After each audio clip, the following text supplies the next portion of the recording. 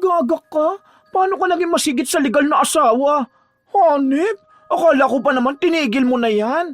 Gumawa ka pa talaga ng gayuma para lang maging kabit ka? Hindi ka man lang ba nahihiya sa sarili mo? Kasal yung tao. Mahal na mahal niya ang asawa niya tapos aagawin mo lang? At talagang proud ka pa at masaya ha? Hindi ka mahal ni Marky. Nabubulag lang siya dahil dyan sa kaibangan mo. Kaya hindi ako nagsasabi sa'yo kasi alam kong inggitera ka. Ako ang mahal niya, hindi yung asawa niya. Kasalanan ko ba na mas nauna niyang nakilala yung pangit na yon? Ay, kung hindi nga naman makapal ang mukha mo, no? Sa dami niyang tigyawat sa mukha mo, naging semento na yan sa tigas. Diyos ko, patawarin talaga ako sa mga panlalait ko. Kailan ka naging maganda, ha?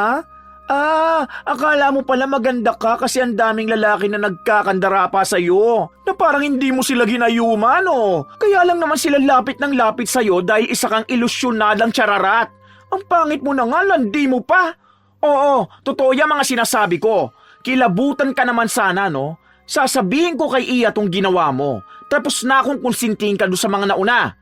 Hindi sa ganito. Kahit ano pang sabihin mo sa akin, gagawa kami ng paraan para mawala ang gayuma ni Marky. Sana magtanda ka na.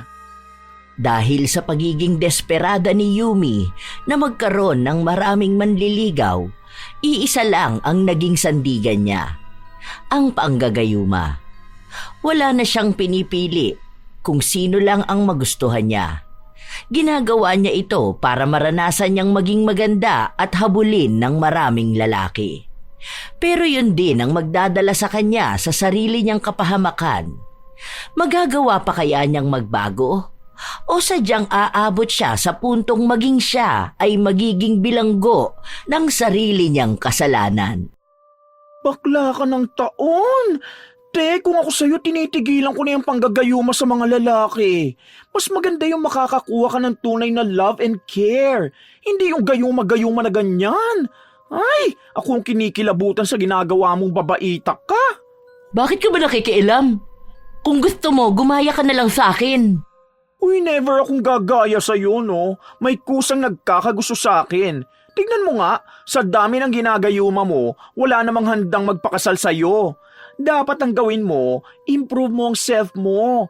If hindi mo like ang color mo, try mo ang gluta. Then skincare para dyan sa face mo.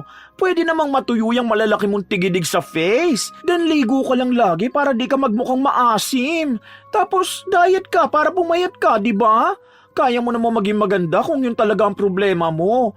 Tapos pariban ka. Then yung ngipin mo, pabunot mo ang mga bulok. Talagang ide-describe mo pa ako para lang sabihin mong pangit ako? Hindi ko sinabi na pangit ka, ha? Ang sabi ko lang, ayusin mo yung sarili mo. Kung stress ka dahil gurang ka na pero di ka pa nag-aasawa, baka kasi ikaw ang mali. Ay oo, tama, ikaw nga ang mali. Kapit ka masyado sa gayuma eh. Sa mata ka lang nila maganda. Tapos kapag natanggal na ang gayuma nila, galit na sila sa'yo.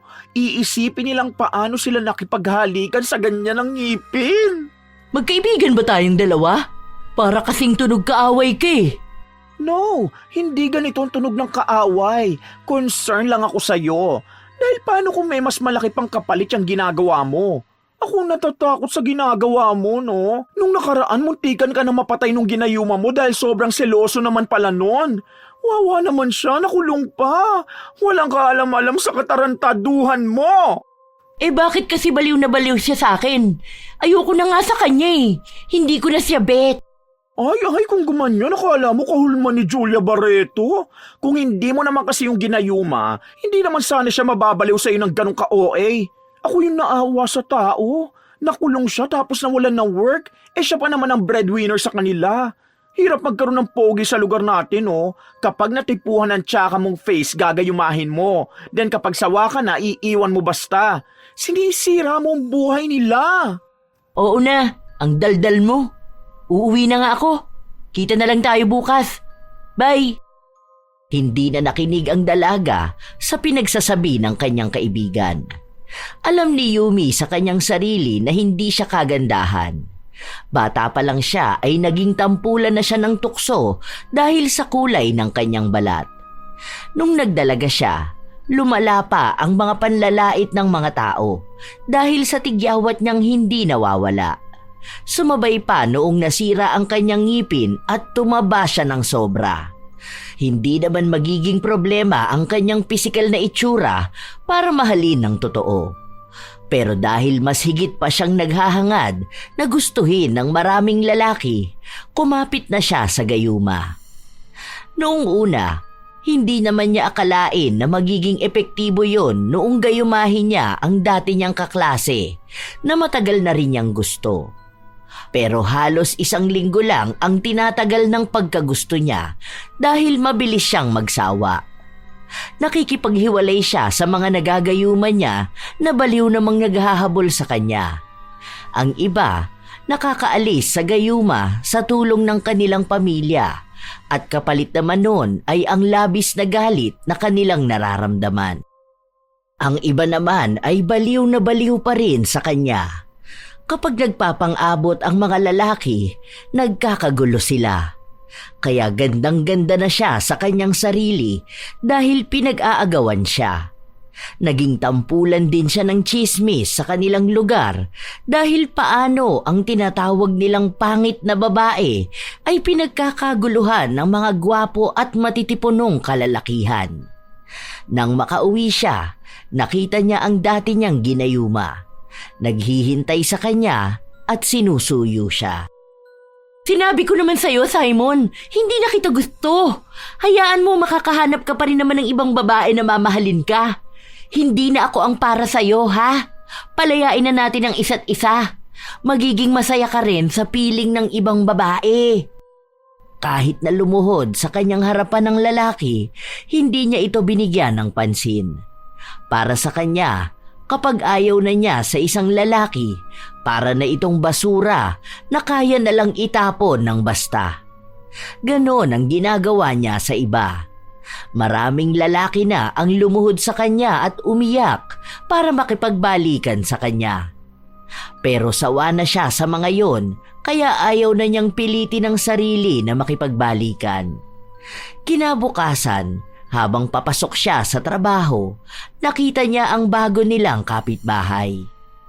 Una niyang nakita ay ang isang magandang babae. Balingkinitan, maputi, makinis at tila ba isang modelo. Nakaramdam ng inggit si Yumi dahil ganoong klase ng babae ang tunay na lapitin ng mga lalaki. Hindi na sana niya nais na kausapin dahil wala siyang panahon. Pero napukaw ang kanyang atensyon matapos niyang makita ang isang lalaki na bumaba ng sasakyan at dala ang ibang gamit. Gwapo ito, matangkad, maganda ang katawan. Alam niyang sa unang tingin pa lang ay gusto na niya ito. Yun din ang naging dahilan upang kaibiganin niya ang kanilang bagong kapitbahay. Isang araw na wala siyang pasok, sinubukan niyang dalhan yon ng niluto niyang pagkain. Ay, maraming salamat po, Manang. Oy, grabe ka naman kumakamanang sa akin. Wala pa nga akong asawa. Bata pa ako, huy. Kahit Yumi na lang. 35 pa lang ako eh. Ikaw, ilang taong ka na ba? Ay, sorry po. 25 ako saka yung asawa ko rin. Tara, pasok kay Yumi. Ako nga pala si Iya.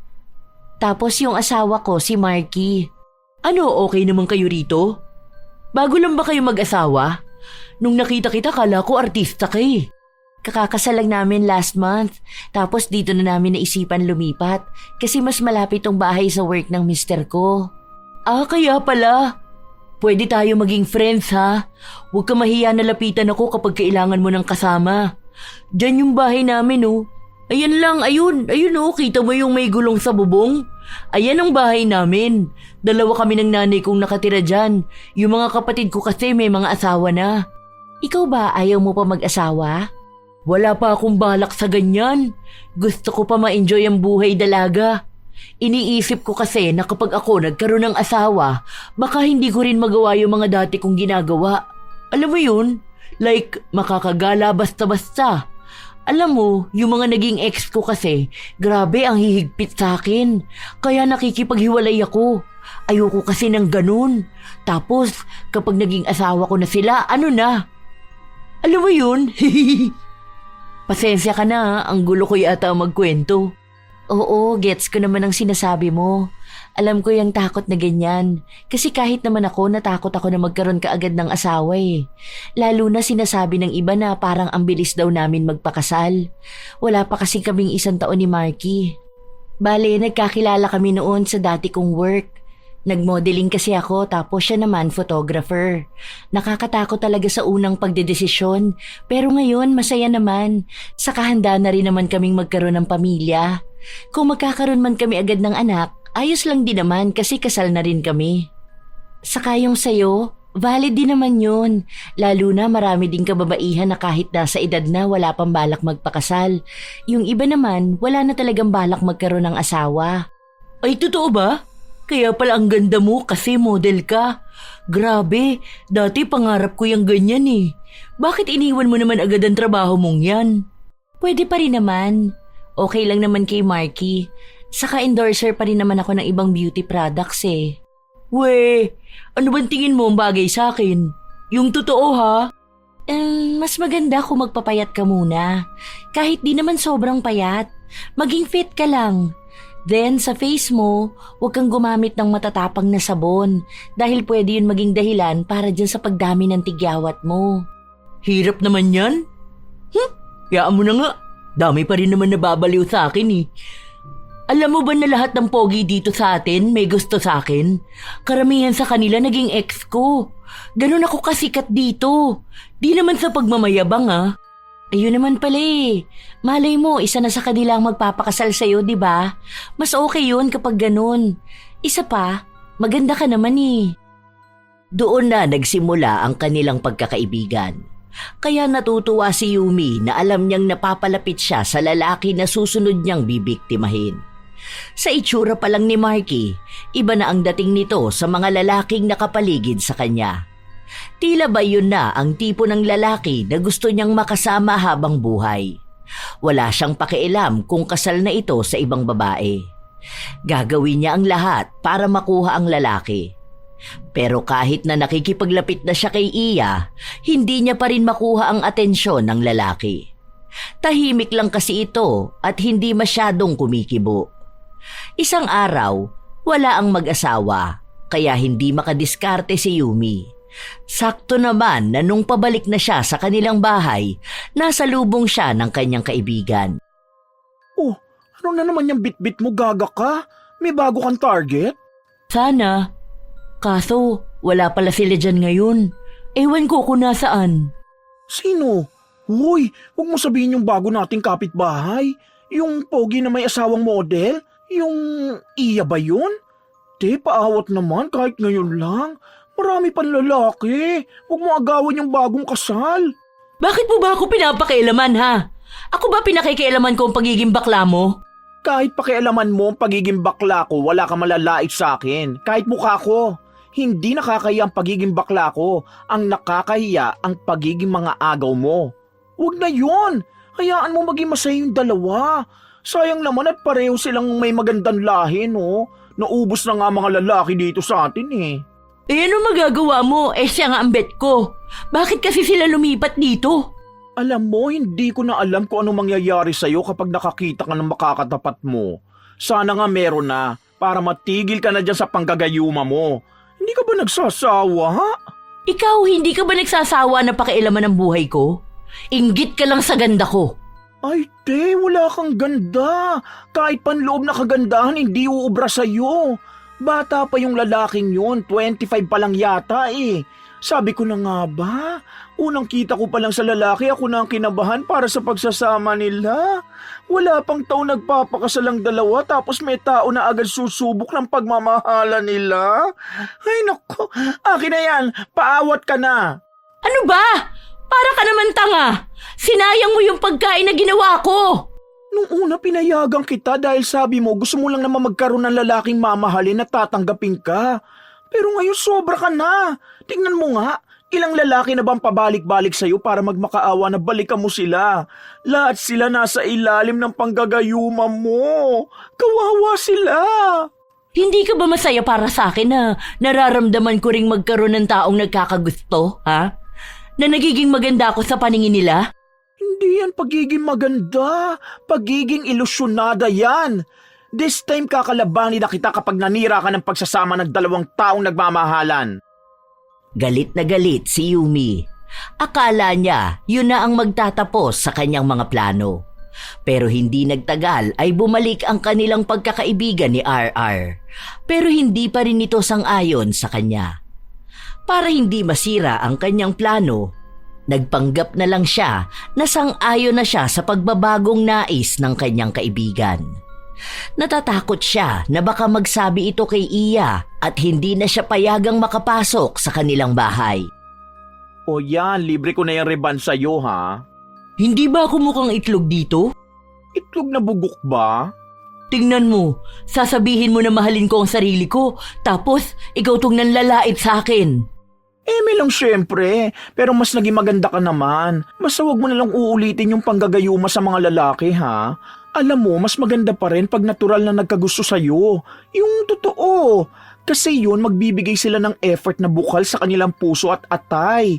Kaya hayaan mong mahalin ka nila sa paraang nakikita nilang lahat na maganda sa'yo, ha? Opo, madam.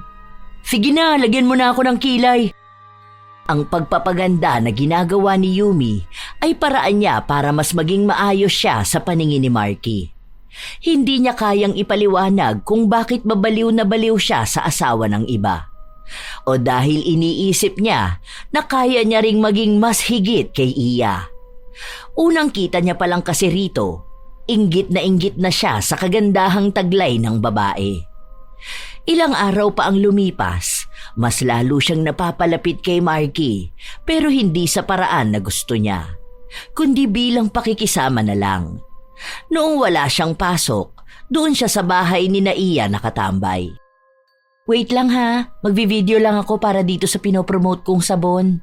Ano yan? Binibigay lang nila sa'yo ng libre?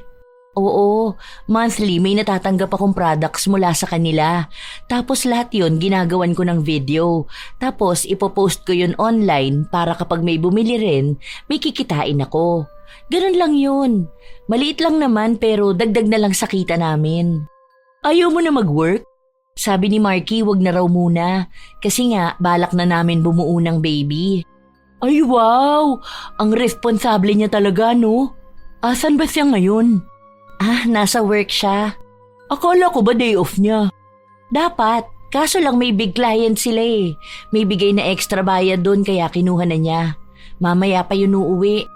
Yung binibigay kong ulam, tinitikman ba niya? Hindi masyado eh. Yung mga ulam kasi nabigay mo ayaw niya. Tapos ako na lang ang kumakain. Or minsan kami ni Manang. Yung nagpupunta rito para maglinis sa bahay at maglaban ng mga damit namin. Bakit? Ano bang gustong ulam ni Marky? Gusto nun ako yung nagluluto. Ewan ko rin eh. Basta ang gusto niya palagi, yung kakainin niya or babaunin niya, dapat ako mismo ang nagluto. Bihira lang yun kumain ng hindi ako ang nagluto. Kapag kakain lang kami sa labas o kaya pag nasa bahay siya ng parents niya. Nakaramdam ng inisang dalaga dahil ang buong akala niya ay napapalapit na siya sa lalaking inaasam niya. Kung pinahihirapan siya ni Marky, dahilan yon para mas lalo niyang gustuhing ituloy ang panggagayuma rito. Kung hindi ito kumakain ng pagkain na hindi si Iya ang nagluto, alam niyang mahihirapan siyang ibigay ang pagkain na may gayuma. Baka kung kanino lang ito mapunta. Kailangan niyang umisip ng bagong plano. Kaya pasimple siyang bumalik sa matandang nilalapitan niya kapag hihingi siya ng gayuma. Hindi yun alam ni RR. Dahil ang pangako niya rito ay kahit na kailan, hindi na siya babalik doon. Basta kahit na anong paraan na lang. Ano pa bang ibang gayuma? Di ba meron yung niriritwalan? Sige na, ganun na lang. Kaso hindi ko pa pala alam ang tunay na pangalan ni Marky. Kapag nalaman ko, yun na lang ang gagawin natin ha. Hindi naman ako makakapagbigay ng pagkain sa kanya. Nagtry ako kaso iba naman pala ang kumakain. Baka mamaya ibigay nila yun sa pulubi. Basta next week babalik ako ha. Nagpatuloy ang dalaga na alamin ang tungkol sa lalaking balak niyang agawin. Gusto sana niyang itanong ang tunay na pangalan ni Marky pero hindi niya yun pwedeng basta na lang itanong nang hindi maghihinala si Iya.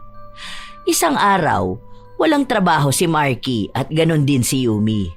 Isa yun sa nakikitang pagkakataon ng dalaga para mapalapit sa lalaking nais niya. Babe, alam mo ba, tutulungan daw ako ni Yumi pag-aralan kung paano magluto ng mechado. Di ba favorite mo yun? Kahit ano namang lutuin mo, babe, favorite ko eh. Ay wow, nainggit naman ako. Respeto naman sana sa single, oh. Baliw ka, te. Pero salamat pa rin sa offer mo, ha. Alam mo, mga niluluto ko kasi mga simple lang eh. Halos paulit-ulit na nga. Kaya nanonood ako sa YouTube ng mga pwedeng lutuin. Tapos ikaw, lahat ng binibigay mong ulam sa amin ang sasarap. Kaya nga gusto ko palalo mag-aral para hindi naman nakakahiya kapag may bisita kaming kakain. Wala namang problema sa luto mo, babe. Masarap yun para sa akin. Kaya nga ayaw kong kumakain ng luto ng iba eh.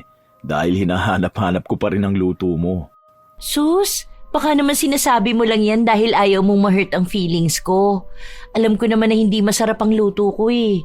Iba kasi ako magtimpla. Nahihirapan ako dun sa sakto lang. Minsan kasi maalat, minsan naman matabang. Bakit kasi kailangan mo pa magbago ng timpla? Doon ka na sa kaya mo.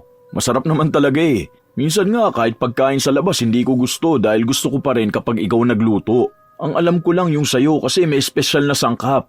Pagmamahal. Ano ba? Para ka namang ano dyan, babe. Ang cute niyong tingnan. Bagay na bagay talaga kayong dalawa. Halatang mahal na mahal niyo ang isa't isa. Sana ganyan din ang maranasan ko. Makakakilala ka rin ng lalaking para sa'yo. Ang dami kayang nagkakagusto sa'yo. Nakita ko pa nga nung nakaraan na parang may nagtatalong dalawang lalaki dahil pinag-aagawan ka. Oo nga, naalala ko nung nakaraan paalis na ako. May nakita ako nagsusuntukan sa tapat ng bahay niyo. Ano yun, mga manliligaw mo ba? Hindi ko alam kung sino yun. Minsan kasi, bigla na lang din may mag-aaway sa tapat ng bahay namin.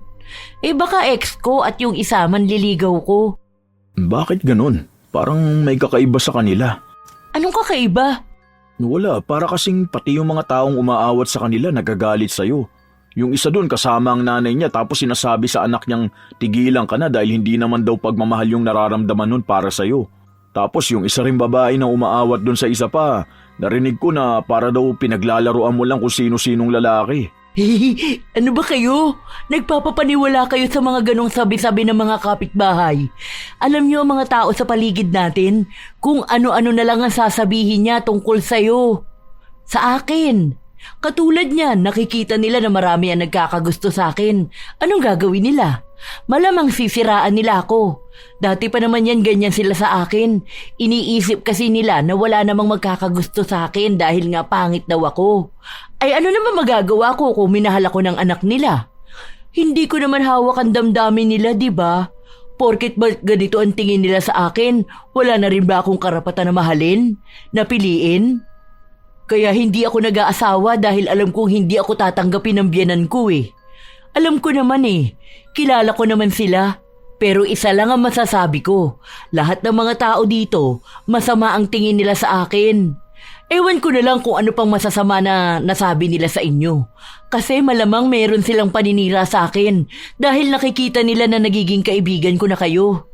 Pero alam ko naman na matatalino kayo eh, kaya hindi kayo basta naniniwala sa kanila. Pero kung ano man ang opinyon nyo, kayo pa rin naman ang makakaalam nun. Kung masama na rin ang tingin nyo sa akin, wala na akong magagawa dun. Wala naman kaming pinaniniwalaan. Ang alam ko lang yung doon sa tindahan.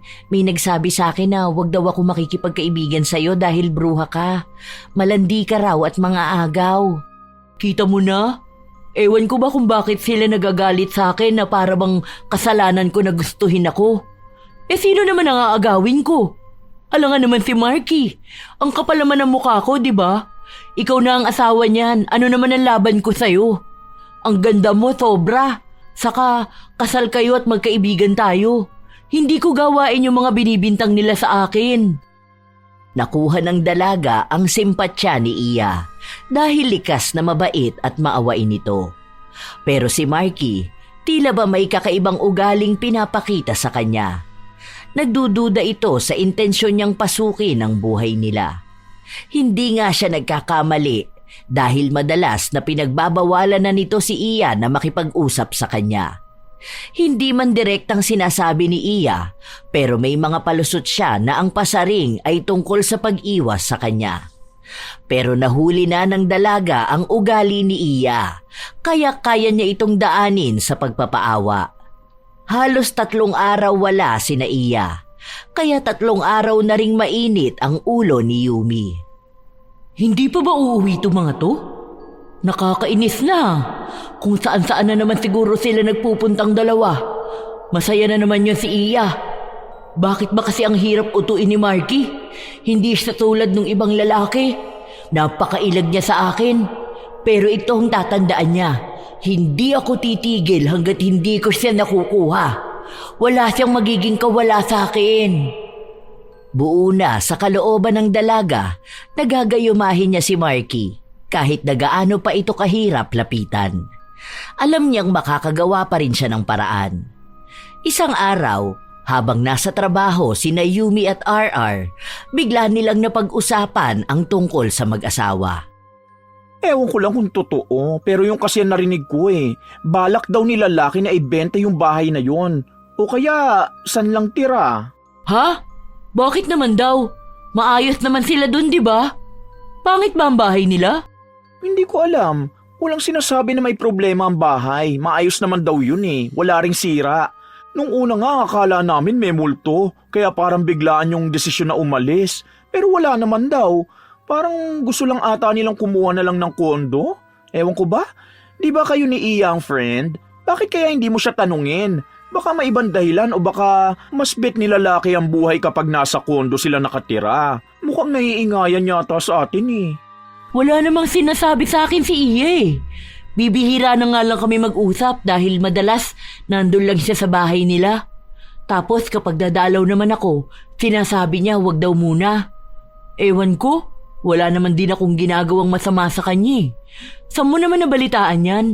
Mamaya, eme-eme mo lang yan Hindi yan eme-eme lang Totoo yan sinasabi ko. Ewan ko kung bakit hindi niya sinabi sa'yo.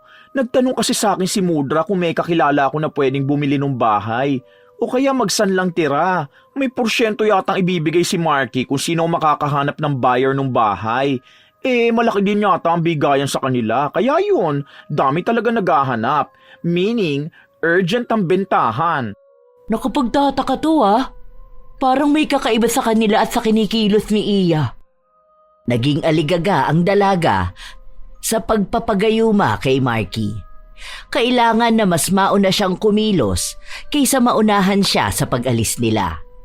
Kung mangyayari man yun, alam niyang mahihirapan na siyang maangkin ang lalaking gusto niya.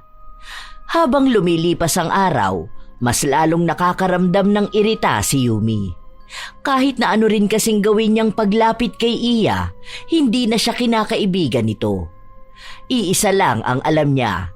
May natanggap ng balita ang dalawa at maaaring yon ang pinaniniwalaan ni Marky.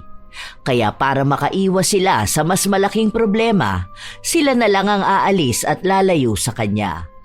Hanggang sa dumating ang isang araw na nabalitaan na lang ng dalaga na may nakakuha na ng bahay at naghihintay na lang sila na magbayad yon bago sila makaalis. Buwisit talaga! Hindi pwede itong ganito! Si Marky lang ang lalaking gusto ko na hindi ko makukuha! Hindi ako papayag! Kailangan mo maging baliw sa akin! Dapat ako lang ang babaeng mamahalin mo! Ako ang magdidikta kung gugustuhin pa kita o hindi. Pero hanggat gusto kita, dapat mabaliw ka sa akin. Ano ba? Bakit ba totoong pangalan na lang ni Marky hindi ko pa makita? Iba kasi ang pinangalan niya sa Facebook Mahabang oras ang ginugol ng dalaga para lang makahanap siya ng ibang impormasyon tungkol kay Marky. Hanggang sa nakita niya ang isa sa post ng kamag-anak nito. Nakita niya ang tunay na pangalan ni Marky at maging ang araw ng kapanganakan nito. Hindi na siya nag-aksaya pa ng oras. Agad niya ring pinuntahan ang matandang gumagawa ng ritual panggayuma. Kulang pa ang impormasyon na ibinigay niya, pero pinilit niya ang matanda na gawa na lang yun ng paraan. Nang matapos ang ritual, naghintay si Yumi ng tamang araw kung kailan siya lalapitan ni Marky. Habang lumilipas ang araw, palapit ng palapit ang paglipat ng bahay ng mag-asawa. At kasabay naman nun ay hindi pa rin nagiging epektibo ang gayuma. Hanggang sa isang araw, habang naghihintay ng masasakyan si Yumi dahil galing siya ng palengke, may sasakyan na bumusina sa kanya. Nung buksan ang bintana, si Marky ang bumungad sa kanya. Pauwi ka na ba? Tara na, sumabay ka na sa akin. Ay, hindi na muna. Maghihintay na lang ako ng jeep. Salamat! Huwag ka nang mag-jeep. Tara na. Nung una, hindi agad sumama ang dalaga. Sinusubukan niya kung pipilitin siya. Dahil kung nasa ilalim na ng gayuma si Marky, ibig lang sabihin nun ay handa nitong gawin ang lahat para mapaoo lang siya. Ganun kasi ang nangyayari sa ibang mga lalaki na kanyang ginayuma. At tama nga siya, dahil pinilit siya ni Marky na sumama sa kanya, pero may lambing yun, na hindi gagawin ng lalaki kung nasa tama siyang pag-iisip. Kilala niya kasi ito bilang masungit sa iba, habang malambing sa asawa. Doon na naman mas labis na naramdaman ni Yumi na ang ganda-ganda niya at walang panlaban si Iya. Uy, saan mo naman ako dinala? Akala ko ba uuwi na tayo? Hindi naman dito ang daan pa uwi sa atin. Mamaya na lang. Kumain na lang muna tayo. Bakit ayaw mo ba? Date lang tayo. Date? Sus, bakit naman tayo magde-date? Hindi ka ba hahanapin ng asawa mo? Di yan. Hindi naman niya alam na umuwi na ako. Alam niya nasa trabaho pa ako. Kaya may oras pa tayo magkasama. Talaga? Eh di, gusto mo na ako? Ganun ba? Ay, baka niloloko mo lang ako ha. Paano yan kapag nalaman ng asawa mo? Makikipag-iwalay ako sa kanya. Gusto kita. Kaya nga kita sinusundan palagi. Alam mo, hindi ko alam kung bakit hanggang sa panaginip ko nakikita kita. Nababaliw ako kapag iniisip kita. Kakainis ka naman. Basta sa akin ka na ha. Nagtagumpay ang dalaga. Nakuha niya rin ang lalaking inaasam niya. Sa paglipas ng mga araw, nabalitaan ng dalaga na hindi natuloy ang bentahan ng bahay dahil ayaw nang umalis ni Marky. Naririnig niya rin na madalas nag-aaway ang dalawa. Kaya palaging umaalis din si Marky na siya namang sinasamantala niya para magkita sila. Minsan, isang buong araw silang magkasama. Nagpupunta sa hotel o kung saan mang lugar. Doon ka tumayo, love. Ayan, ang ganda mo. Tingnan mo. Baka naman sinasabi mo lang yan para hindi sumama ang loob ko. Narinig mo ba yung sinabi ng staff kanina? Ang sabi niya, ang pangit ko raw. Paano raw ako nagustuhan ng poging tulad mo? Di ko narinig yun ah. Sino nagsabi at sasapakin ko? Wala rito. Kanina, dun sa kinainan natin. Hindi ko na lang pinansin dahil alam kong naiinggit lang yun sa akin. Ano na palang plano mo? Paano tayo magsasamang dalawa kung gusto pa rin ng asawa mong umuwi ka sa inyo? Pinapalayas ko na nga siya pero ayaw niya pa rin. Ano, doon na lang tayo tumira sa bahay niyo? Hindi pwede, andun ang nanay ko eh. What if kumuha na lang tayo ng bahay natin? Saan mo naman gusto? Doon lang sa malapit sa work ko. Eh kung wag ka na lang kaya magtrabaho, ako na ang bahalang bumuhay sa'yo. Sigurado ka ba? Okay lang sa akin. Basta may allowance kang ibibigay sa akin ha. Paano ang pang skincare ko, di ba? Maganda ang naging plano nilang dalawa. Kumuha muna sila ng paupahan pero minsan ay umuuwi pa rin si Marky sa kanyang tunay na asawa dahil naroon ang iba niyang mga gamit. Hindi kasi ibinibigay ni Iya ang mga importante niyang papeles para hindi basta makawala si Marky. Dahil doon, galit na galit si Yumi sa tunay na asawa dahil iniisip niyang ito ang tanging tao na naging hadlang sa wagas nilang pagmamahalan.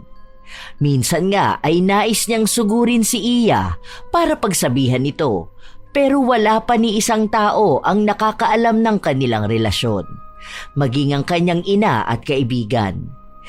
Hindi na kasi siya nakikipagkita sa mga ito, lalo pat alam niyang isa sila sa magiging hadlang para maging masaya sila ni Marky. Pero isang araw, habang nasa labas si Yumi, nakita siya ni RR at kahit papasok ito sa trabaho, bumaba siya ng jeep para makausap ang kaibigan. Uy, ano na ba talaga nangyayari sa'yo? Ang sabi ni tita nasa Maynila ka? Kailan ka pa umalis at kailan ka rin nakabalik? Ayos ka lang ba? Bakit bigla ka namang umalis sa trabaho? Ano ba, huy? Kinakausap kita na maayos. Iniiwasan mo ba ako? Ang dami mo namang tinatanong. Hayaan mo na lang kaya ako, no? Basta ang alam ko, masaya ako sa buhay ko.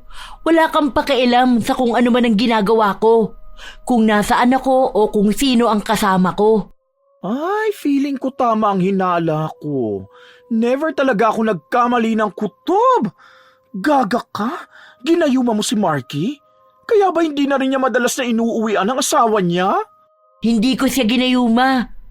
Kasalanan ko ba na mahal niya ako? Na ako ang pinili niya? Na mas nakikita niyang higit ako kaysa kay Iya? Gaga ka? Paano ka naging masigit sa legal na asawa? Hanip, akala ko pa naman tinigil mo na yan. Gumawa ka pa talaga ng gayuma para lang maging kabit ka? Hindi ka man lang ba nahihiya sa sarili mo? Kasal yung tao. Mahal na mahal niya ang asawa niya tapos aagawin mo lang? At talagang proud ka pa at masaya ha? Hindi ka mahal ni Marky. Nabubulag lang siya dahil dyan sa kaibangan mo. Kaya hindi ako nagsasabi sa'yo kasi alam kong inggitera ka. Ako ang mahal niya, hindi yung asawa niya.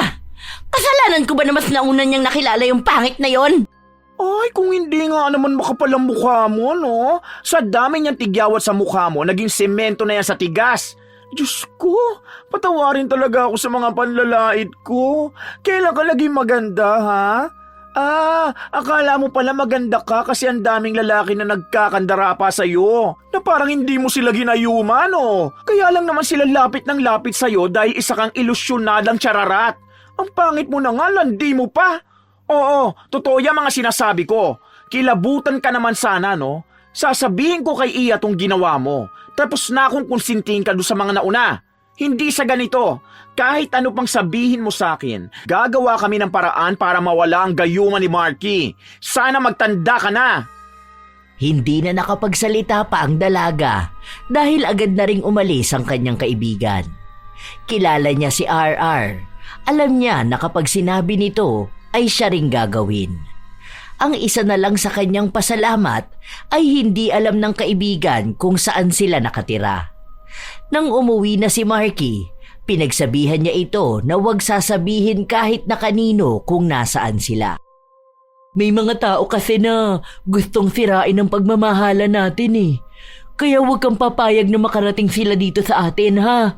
Oo, ayoko rin naman maagaw ka na iba sa akin eh. Alam ko na ang daming lalaki nagkakagusto sa'yo.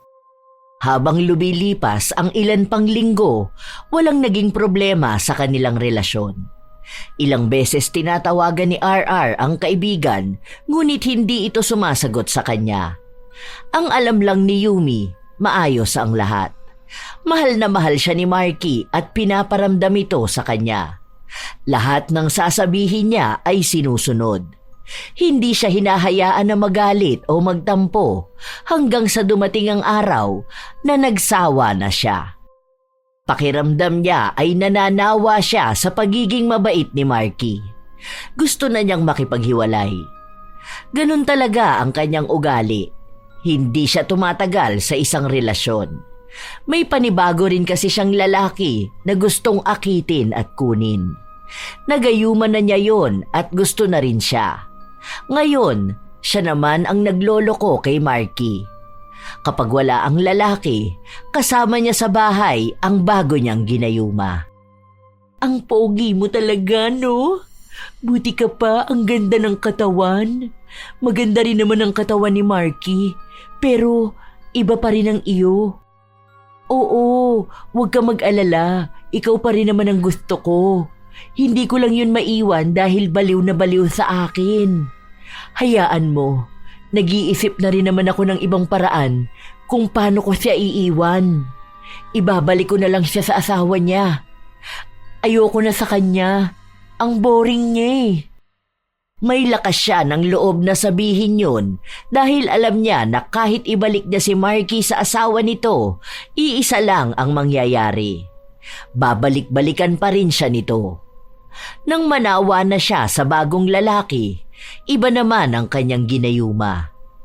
Ang daming dumaan na lalaki sa kanya habang sila pa ni Marky. Hanggang sa isang araw ay nahuli siya ni Marky habang meron siyang ibang kasiping. Dahil ayoko na nga sa'yo, di ba? Hindi mo ba yun maintindihan? Ano bang dapat kong sabihin? Bumalik ka na lang sa asawa mo! Huwag mo ko iiwan. Mahal na mahal kita. Ikaw lang ang gusto kong makasama. Lahat ng sasabihin mo gagawin ko. May gusto ka bang ipambili? Sabihin mo lang.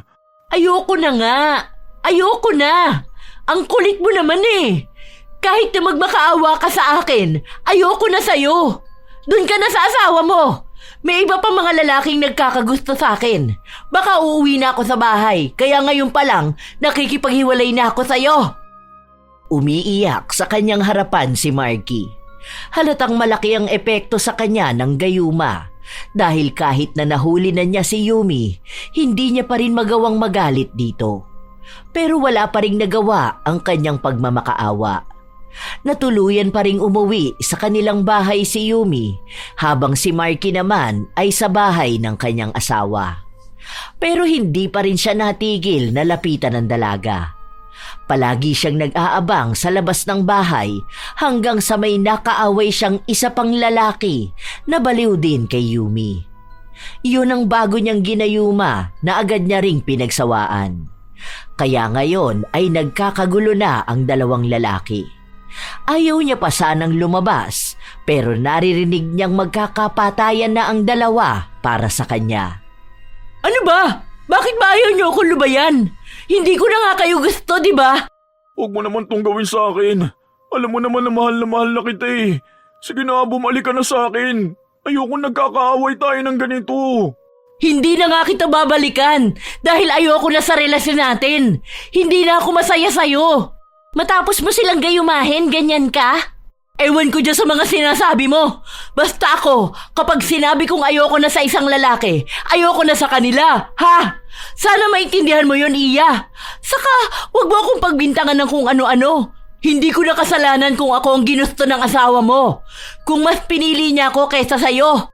Alam mo, wala namang pipili sa'yo dahil pangit na yung mukha mo, pangit pa ang ugali mo. Siguro ganyan ka kakulang sa pagmamahal. Kung hindi ka pagagamit ng gayuma, walang pipili sa'yo. Sa ganyang paraan ka lang magiging masaya at makakaramdam na maganda. Kasi ang totoo, kahit na ang sarili mo hindi mo mahal, bakit kaya hindi mo gamitan ng gayuma ang sarili mo? Baka sakaling makita mo ring maganda ka at mahalin mo ang sarili mo. Hindi yung masyado kang hibang nagugustuhin ka ng maraming lalaki. Hoy! Para sabihin ko sa'yo, wala akong ginayuma sa kanila. Lahat sila nagkagusto ng kusa sa akin. Yang asawa mo, alam ko na may nakita siya sa akin na hindi niya makita sa'yo. Baka mas magaling ako sa kama. O, bakit nagagaliiti ka na sa galit? Nagsasabi lang ako ng totoo. Dahil noong magkasama kami, gigil na gigil siya sa akin. Sa ako ang nanawa sa kanya. Kaso hindi niya matanggap. Buti nga binalik ko pa yan sa'yo. Walang iya ka talaga. Ang kapal ng mukha mo. Napakakapal. Hirap lang talaga kami magpaalis ng gayuma sa kanya eh. Hindi man ako makakaganti sa'yo. Tandaan mong may kabayaran tong mga ginagawa mo. Binabaliw mo ang mga lalaki. Nangaagaw ka ng asawa ng iba. Tingnan natin kung hindi mo yan pagsisihan pagdating ng araw. Sila ang may gusto sa akin. Hindi ko kasalanan kung malakas ang karisma ko. Hindi na lang nakipagtalo si Iya. Hinila na niya ang kanyang asawa na walang tigil na nagmamakaawa kay Yumi na bumalik sa kanya. Sa mga araw na lumipas, hindi lang si Marky ang patuloy na nangungulit kay Yumi. Ang daming lalaki. Kahit na saan siya magpunta ay pakiramdam niya sobrang ganda niya. Dahil palagi siyang pinag-aagawan. Palaging may nagmamakaawa sa kanya.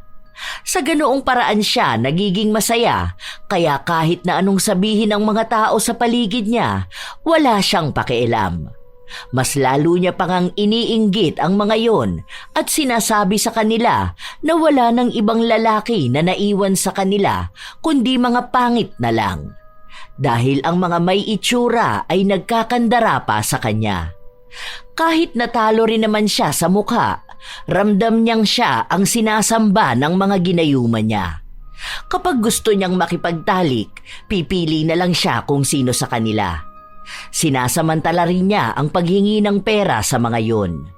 Ang ibang asawa o nobya ng mga lalaking ginayuma niya ay sinusugod siya, pero wala naman silang magawa dahil siya pa rin ang ipinagtatanggol ng mga kalalakihan. Lumala ang ginagawa ni Yumi.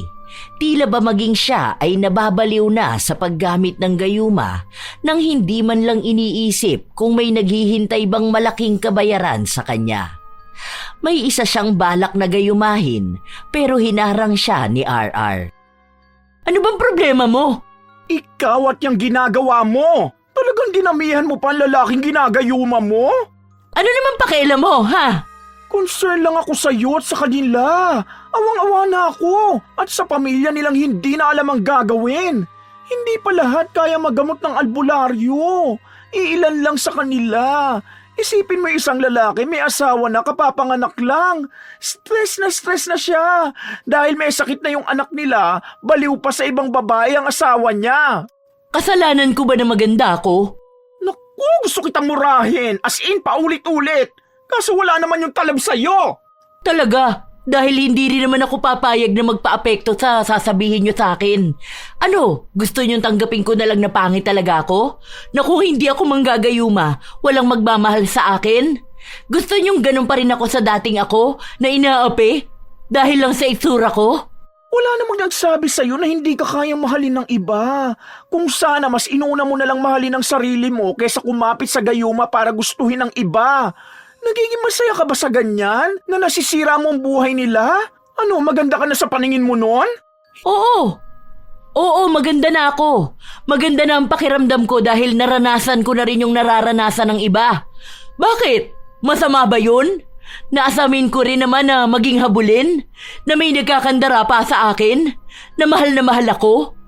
Noong mga bata pa tayo, ano bang palagi kong naririnig sa kanila? Na kahit na ako na lang ang natitirang babae sa mundo, hindi pa rin nila ako papatulan. Na hindi nila ako gugustuhin. Dahil pangit ako. Dahil maitim ako. Tapos nakikita ko yung mga kakilala natin. Mga kaklase natin na may manliligaw. May nagbibigay sa kanila ng bulaklak. Meron silang mga boyfriend. May kasama silang gumala. May mga nagtatalo para lang makuha ang pagmamahal nila. May naghahabol sa kanila para di iwan.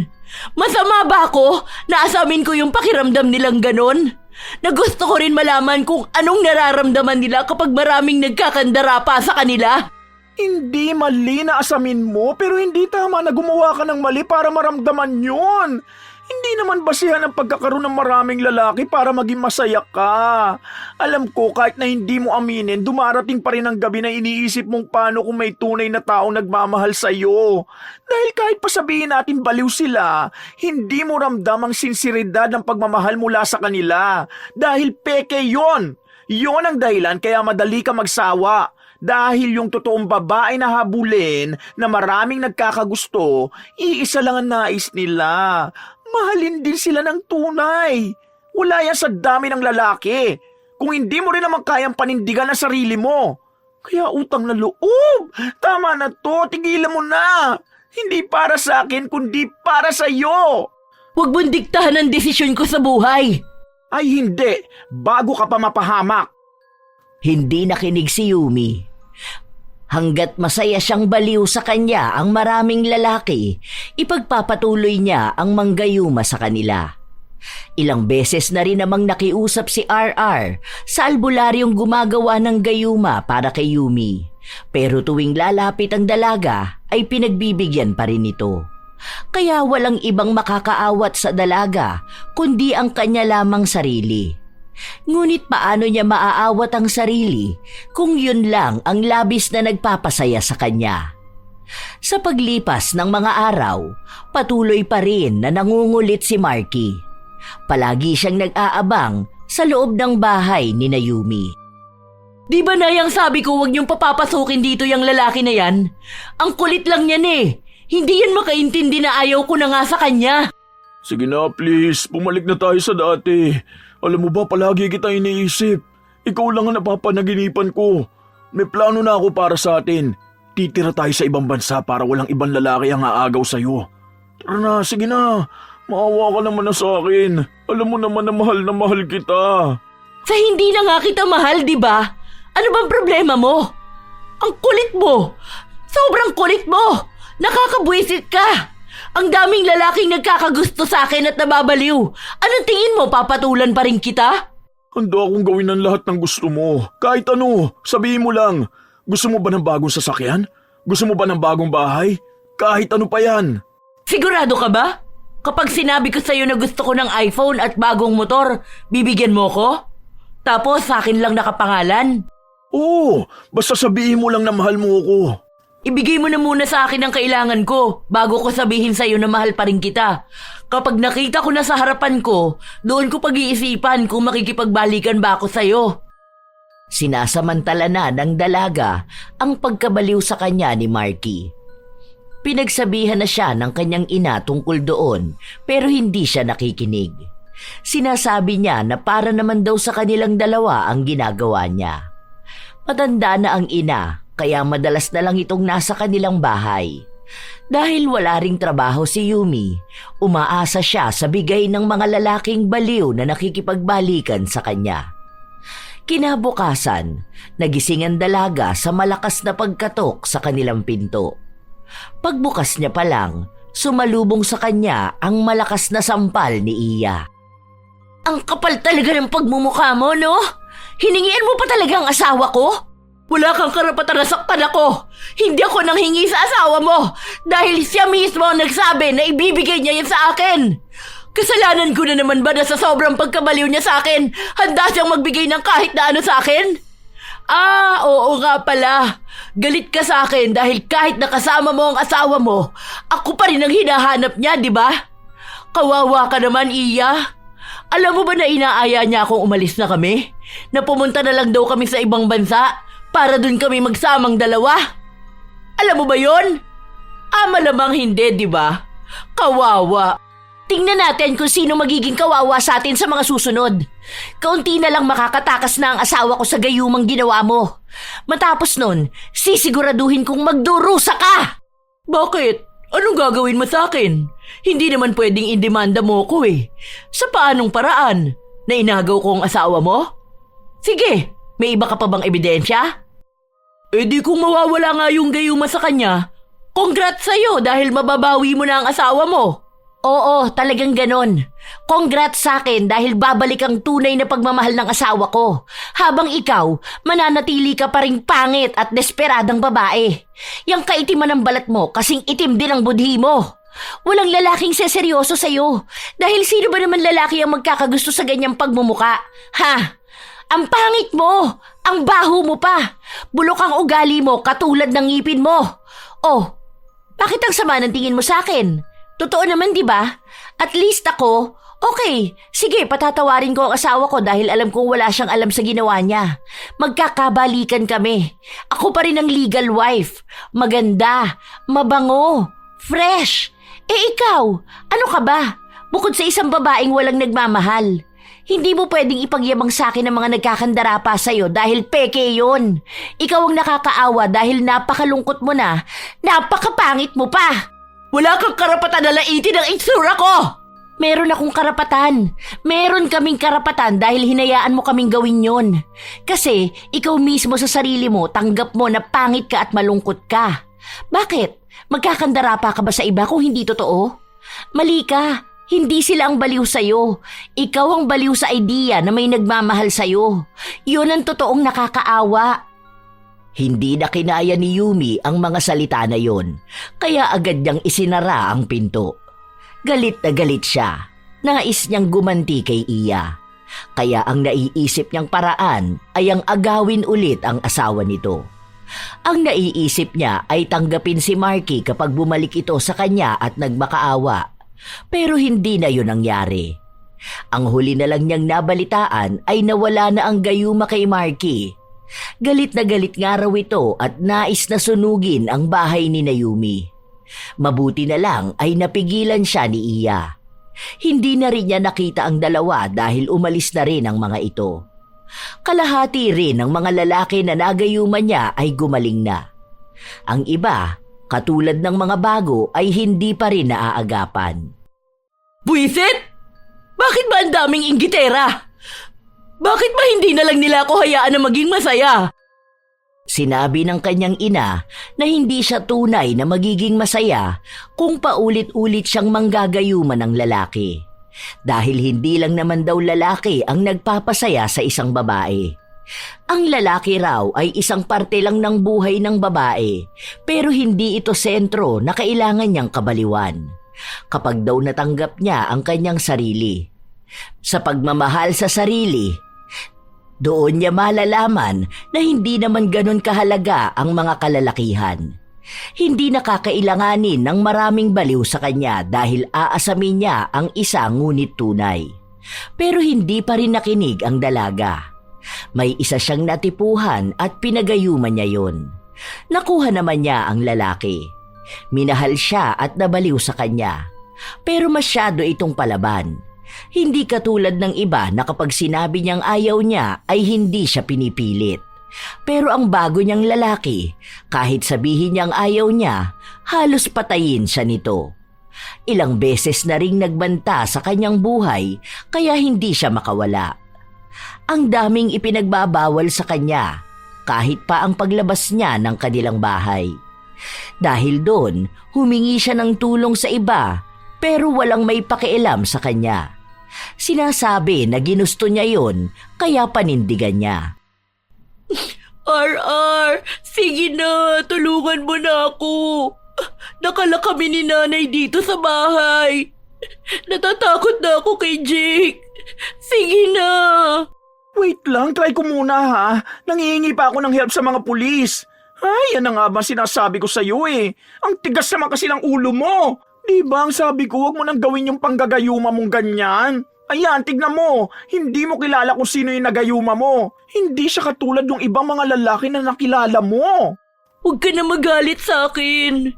Tulungan mo na lang ako, sige na. Natatakot na ako eh, lalo na sa kalagayan ni nanay.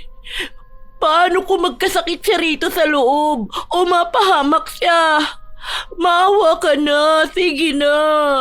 Oo nga, gumagawa na nga ako ng paraan no. Wait ka na lang. Huwag mo na uulitin tong ganito ha. Walang ibang magawa si Yumi. Dahil agad din namang dumating ang lalaking baliw na baliw sa kanya. Katulad sa palaging ginagawa sa kanya, ginugulpi siya nito bago sila magtalik. Dahil hindi na matiis ni Yumi ang nangyayari, nakikipaghiwalay na siya sa lalaki. Pero ayaw yung tanggapin ni Jake. Sinabi sa kanya na papatayin na lang siya kung sa ibang lalaki lang din siya mapupunta. Pero nagmatigas si Yumi. Nagbabaka sakali siya na baka magawa niya ng paalisin ang lalaki. Sa galit ni Jake, binugbog siya nito at saka sinunog ang kanilang bahay. Nanghihina ang dalaga, hindi siya makatayo. Ang kanya namang ina, dahil matanda na, hindi na makagalaw ng maayos dahil sa nerbiyos. Ilang beses silang humingi ng tulong pero hindi ganong kadaling naapula ang sunog. Mabilis yung kumalat sa loob ng bahay. Hindi na alam ng dalaga ang mga sumunod na nangyari. Ang natatandaan na lang niya ay nasa ospital siya. Naku, mabuti na lang nagising ka na. Nasaan na si nanay? Ano tong nasa mukha ko? Wala na si tita eh. Nahulugan siya ng kahoy na may apoy. Hindi na siya nailigtas. Tapos ikaw nakuha ka naman nila kaso nasunog na ang kalahati ng mukha mo. Hindi yan totoo. Nasaan na si nanay? Alam ko nagbibiro ka lang. Hindi magandang biro yan, RR. Hindi ako nagbibiro. Totoo ang sinasabi ko. Tapos hanggang ngayon hindi pa rin nakikita kung nasan ba si Jake. Siya ang may kagagawan niyan sa inyo, di ba? Nagtalo kami. Dahil nakikipaghiwalay na ako sa kanya. Hindi ko na kasi talaga kaya eh. Binubugbog niya ako palagi. Tapos kinukulong niya kami sa bahay. Kakain lang kami kapag nakauwi na siya. Ayoko ng ganung lalaki. Pero baliw na baliw siya sa akin. Paano naman kasing hindi siya mababaliw sa'yo kung nasa ilalim siya ng gayuma? Alam mo, ayaw kitang sisihin ngayon dahil nagluluksa ka pa rin sa pagkamatay ng nanay mo eh. Pero kasi Yumi, ilang beses naman na kitang pinagsabihan tungkol sa ganyan, di ba? Ikaw naman kasi ang pilit ng pilit na gayumahin sila. Basta natipuhan mo, sige ka lang. Sinabi ko na sa'yo na may malaking kapalit yung ginagawa mo. Ewan ko rin ba? Ang gulo ng mga nangyayari. Nawalan ka na ng nanay, nawalan ka pa ng bahay. Dagdag pa yung sunog sa mukha mo. Mas lalo kang nawalan ng ganda, wala na nga. Hindi na napigilan ng dalaga ang maiyak. Ayaw niyang sisihin ang kanyang sarili. Pero sino ba ang dapat? Sa kanya nagsimula ang lahat. Kahit na ilang tao na ang nagbanta sa kanya at nagsabi na wag na niyang gawin, pinili niya pa ring manggayuma. Ngayon na wala na ang kanyang ina, hindi na niya alam kung anong gagawin niya sa kanyang buhay. Hindi na rin aayos ang kanyang mukha. Mas lalo siyang nawalan ng pag-asa na may lalaki pang pipili at magmamahal sa kanya. Kahit na anong pagsisisi niya, wala na siyang magagawa. Hindi niya na maibabalik ang anumang nawala sa kanya. Pero kahit na gano'n ang nangyari, may mga lalaki pa ring nagayuman niya ang lumalapit sa kanya pero takot na siya. Dahil kung hindi pa rin nawawala ang gayuma sa iba, marahil ay hindi pa rin tapos sa kanya si Jake. Lalo na ngayong alam na noon na hindi siya namatay sa sunog at ang dami pa ring lalaki na nakaabang sa kanya. Doon na nagsimulang matakot siya sa lahat. Pakiramdam niya, lahat ng lalapit sa kanya, handa siyang saktan. Nung mailibing na ang kanyang ina, nagtanong sa kanya ang mga kapatid kung saan niya nais na manirahan. May isa na tumulong sa kanya na humanap ng bagong uupahan na bahay dahil hindi na mapapakinabangan ang sunog nilang bahay. Nakakita naman sila ng titirhan niya. Ang perang nakuha niyang tulong sa sunog at pagkamatay ng ina, ginamit niya para makapagsimula ng bagong negosyo. Sarili na lang niya ang kanyang bubuhayin, kaya gumagawa siya ng paraan kung paano siya magkakaroon ng pagkakakitaan. Madalas din, kapag tumitingin siya sa kanyang sarili, nakikita niya ang isa sa malalagim na nangyari sa kanyang buhay. Ang pangit ko na lalo. Hindi ko nakilala kung sino ang babae na nasa harapan ko kapag nakatingin ako sa salamin. Tanggapin mo na lang siguro. Huwag naman sana umabot sa punto na para maramdaman mong maganda ka, gagamit ka na naman ng gayuma. Sana naman matuto ka na, di ba? Tingin mo ba? May magmamahal pa rin sa akin? Ang una mong gawin, mahalin mo ang sarili mo. Hindi mo na kailangan panghilingin sa ibang pagmamahal na yun. Kasi kahit namang ganyan ka, kung makakakilala ka ng lalaking alam ang kabutihan mo, mamahalin ka niya. Kung hindi man, siguro naman hindi ka mamamatay kung wala kang asawa, di ba? Ang pangit ko! Tao naman ako! Gusto ko lang naman magmahal eh. Bakit ako ang pinaparusahan ng langit? Ganun na ba ako kasama? Feeling ko hindi mo pa rin gets kung ano nangyayari sa'yo. Kung may parusa man ang langit, siguro dapat alamin mo kung bakit. Ano bang ginawa mo sa kapwa mo? Ilang pamilya at relasyon bang sinira mo? Ilang lalaki bang inalisan mo ng karapatan na piliin ang totoong mahal nila? Alam mo, hindi ko na kayang pangaralan ka eh. Dahil kung ikaw mismo hindi mo alam kung anong ginagawa mo. Kung tingin mo wala kang mali, baka ikaw na talagang mali. Gusto ko lang ng pagmamahal. Ay, ewan ko sa'yo. Basta pinagsabihan na kita ha. Total buhay mo naman yan. Ikaw na ang bahala dyan. Ayoko nang ulitin ang mga sinabi ko sa'yo. Ikaw lang ang makakapagpatahimik sa buhay mo. Pero mukhang ayaw mo naman ng katahimikan.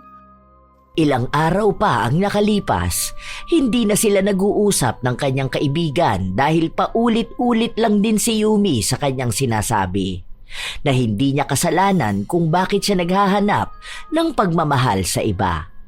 Dahil ayaw na ni RR na makasakit ng damdamin ng kaibigan, hindi na lang niya ito binibigyan ng tugon. Hanggang sa isang araw, bumalik na naman si Yumi sa albularyo. Bigyan mo pa ulit ako ng gayuma. Bakit ayaw mo na? Hindi pwede. Di ba ito ang trabaho mo? Bakit hindi mo ibigay sa akin ang gusto ko? Bakit kailangan mong pakialaman ang buhay ko? Sa gusto ko ng taong magmamahal sa akin ng sobre. Sinabi ng albularyo na sobra na siya sa kanyang mga ginagawa. Dahil sa susunod na taong gagayumahin niya, magiging malala lang ang tingin sa kanya ng mga ito. Baka isa na sa kanila ang tuluyang makapatay sa kanya. Pero nagpupumilit ang dalaga hanggang sa ninakaw niya ang isang gayuma. Dahil doon, may panibagong lalaki siyang nauto. Naging mabait sa kanya ang lalaki hanggang sa nagsama sila sa iisang bubong. Ang akala niya, maayos na ang lahat, pero nakita siya ng kanyang kaibigan. Ano na naman to? Baliw ka na ba talaga? Pwede ba? Kung wala ka magandang gagawin dito sa bahay, umalis ka na lang. Hindi mo ba nakikita na masaya na ako? Na maayos na ang buhay ko? May asawa yan, may 2 pang anak. Ano ba, baliw ka na nga talaga. Hindi mo na alam ang ginagawa mo. Hindi ka man lang natuto sa ginawa sa'yo ni Jake. Tapos hanggang ngayon wala pa rin si Jake, hindi pa rin alam kung nasan siya. Tapos sa halip na magbagong buhay ka, ang ginawa mo nanguha ka pa rin ng ibang lalaki? Hindi mo ba talaga kaya maging masaya na ikaw lang? Na walang ibang lalaki? Hindi mo rin ba kaya maging masaya para sa akin, ha? Sige, isang beses ko na lang to sasabihin. Last na to! Last na rin may pakialam ako sa'yo. Kaya sa susunod na may mangyari sa'yo, wag na wag kang hihingi ng tulong sa akin, ha? Dahil hindi na ako tutulong sa baliw na babae. Ikaw ang dahilan kung bakit namatay ang nanay mo. Kung bakit nasunog ang bahay nyo at yung pangit mong mukha. Dahil dyan sa kagagahan mong ganyan. Na akala mo masaya kapag may lalaki kang inuuto dahil sa gayuma. Sige, kung may gagawin yan o kung sino man baliw sa'yo, deserve mo na yon kasi tanga ka. Naiinggit ka lang sa akin kaya yan ang sinasabi mo. Gusto mo kasing maging malungkot ang buhay ko katulad mo eh. Dahil bakla ka at walang seseryoso sa'yo. Wow, ako pa? Oo, bakla ako pero hindi ako malungkot at desperada. Isa pa, hindi ako pangit. Oh, di ba ganito ang gusto mo? Mag-aaway tayo? Ang dami na nga nangyari sa buhay mo tapos ako lang ang kakampi mo. Ngayon ako na rin ang kakalabanin mo? Sino nagsabi sa'yo na wala nagmamahal sa akin? Hoy, may boyfriend man ako o wala, masaya ko. Yon ang wala sa'yo. Yon ang nawala sa'yo matapos mong malulung dyan sa bisyo mong panggagayuma. Kaya wag mo kong pagsasalita ng ganyan. Okay, sige, go ka na dyan. Magpakabaliw ka na. Dito ko na tinatapos ang pagkakaibigan natin. Total, hindi mo naman ako pinakikinggan eh. Bahala ka na sa buhay mo. Total, wala ka na rin naman kinatatakutan na mawala. Hindi na naghintay pa si RR sa sasabihin ng kanyang kaibigan. Dahil kusa na siyang umalis. Matapos nun, talagang pinutol na ni RR ang anumang ugnayan nilang dalawa. Hindi na sila nag-usap. Wala na silang balita sa isa't isa. Pero si Yumi, patuloy niya pa rin ginagamit ang gayuma. Matapos niyang magsawa sa kanyang kinakasama, ibang lalaki naman ang ginawa niya ng masama. Lalo na't nagbebenta siya ng pagkain sa kanto, nakikita niya kung sino ang pwede niyang susunod na bibiktimahin.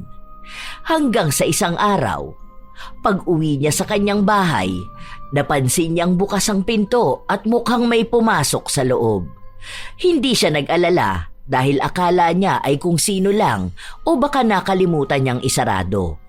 Pero nagulat siya nang makita niya si Jake. Anong ginagawa mo rito? Umalis ka na rito! Hindi mo ba nakikita na sunog na ang mukha ko dahil sa kagagawan mo? Namatay ang nanay ko dahil sa kabaliwan mo! Utang na loob! Lubayan mo naman na ako! Bakas pa rin ang pagnanasa kay Jake. Baliw na baliw pa rin siya kay Yumi at sinabi sa kanya nito na silang dalawa lang daw ang magmamahalan. Walang ibang lalaki na aagaw kay Yumi. Dahil sa oras na malaman niyang nakikipagtagpo ito sa iba, siya na mismo ang gigilit sa leeg ng dalaga. Takot na takot si Yumi dahil alam niyang magkakatotoo yun. Kapag nagalit sa kanya si Jake, talagang papatayin siya nito. Nagawa na nga niya ng isang beses, magagawa niya ulit. Kaya walang nagawa si Yumi. Dahil ayaw siyang pakawalan ni Jake, nagsama sila sa iisang bahay. Palagi siyang nakakulong. Kahit cellphone ay hindi siya pinapahawak. Hindi siya makahingi ng tulong sa iba. Kahit sa kaibigan niyang kinalimutan na rin siya. Parang awa mo na. Tigilan mo na ako. Hayaan mo na akong mabuhay. Parang awa mo na. Ayoko na sa relasyon na to. Kung noon ang mga lalaki ang nagmamakaawa sa kanya, ngayon siya na ang nagmamakaawa sa isang lalaki para lang lubayan siya. Pero kahit na anong pagluhod niya at pag-iyak, hindi pa rin niya magagawang makalaya sa baliw na pag-ibig sa kanya ni Jake. Yun naman ang nais niya noon pa, ang makatagpo ng lalaking hindi siya iiwan. Kaya nga siya nagpakabaliw sa panggagayuma para makilala ang lalaking yon. At ngayon na nakasama na niya, siya naman ang labis na nagdurusa. Wala na siyang kawala. Hanggang sa nagkaroon na sila ng anak ni Jake. Pero katulad ni Yumi, damay ang kanyang anak sa kalupitan ni Jake. Hindi na sila naghiwalay pa. Dahil kahit kapatid ni Yumi ay hindi na siya matagpuan. Dinala siya ni Jake sa isang liblib at tagong probinsya. Upang doon ay hindi na talaga siya makatakbo. Malaki ang pagsisisi ni Yumi sa kinahinatnan ng kanyang buhay. Huli na niyang napagtanto na tama nga sila, na lahat ng ginawa niyang mali ay babalik sa kanya. Kahit na mapagtanto niya pa ang kamalian, hindi na niya maitatama ito. Hindi lang si Jake ang nakulong sa gayuma, kundi ang buong buhay ni Yumi at ng kanyang anak. Kung tatakas siya o gagawa ng masama, hindi magdadalawang isip si Jake na patayin sila ng kanyang anak. Tunay naman na wala sa itsura ang pagmamahal ng isang tao. Pero sadyang may mga tao na hindi tanggap ang kanilang sarili. Kapag naramdaman nilang hindi sila maganda, hinahayaan nilang kainin sila ng inggit.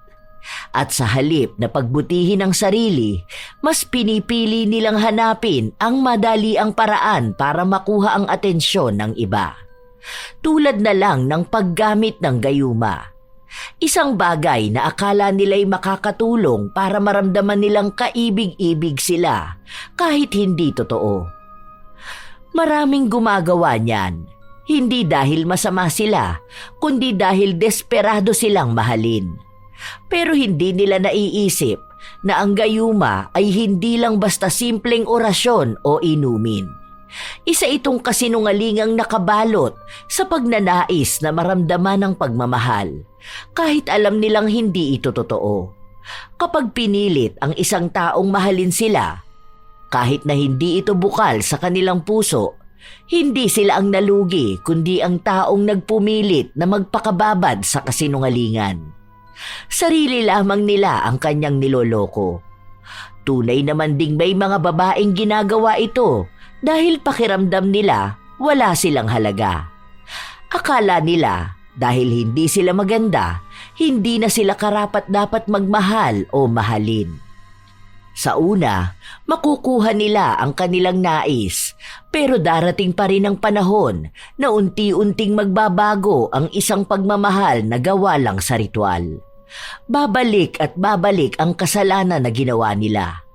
Sila rin ang magtatamasa ng hirap na kapalit ng pagpupumilit. Tandaan na hindi naman kailangan maging maganda para mahalin. Ang pag-ibig ay hindi nababase sa pisikal na itsura. Dahil ang kagandahan ay lumilipas kasabay ng panahon. Minsan din naman, ang pag-ibig ng iyong kapareha ay nagbabago sa pagdaan ng panahon. Pero iisa lang ang klase ng pag-ibig na hindi madadaan sa gayuma. Ito ay ang pag-ibig sa sarili at pagtanggap sa kung sino ka man. Kaya mga apo, hindi dapat maging dahilan ng itsura para gumawa ng masama sa kapwa. Wala naman taong pangit, sadyang nadadala lang ng sabi-sabi ng mga tao. Ang sino mang tao, may karapatang mahalin at magmahal. Sadyang dapat lang alamin muna ang pagmamahal sa sarili dahil paano mo malalaman ang pagmamahal na nais mo kung ikaw mismo ay hindi ito maibigay sa iyong sarili. Naway may aral kayong natutunan sa ating bagong kwento. Maaari nyo ring ibahagi ang inyong opinyon dahil nais ko itong mabasa. Ito ang inyong Lola Telang at maraming salamat sa palagi ninyong pakikinig mga apo.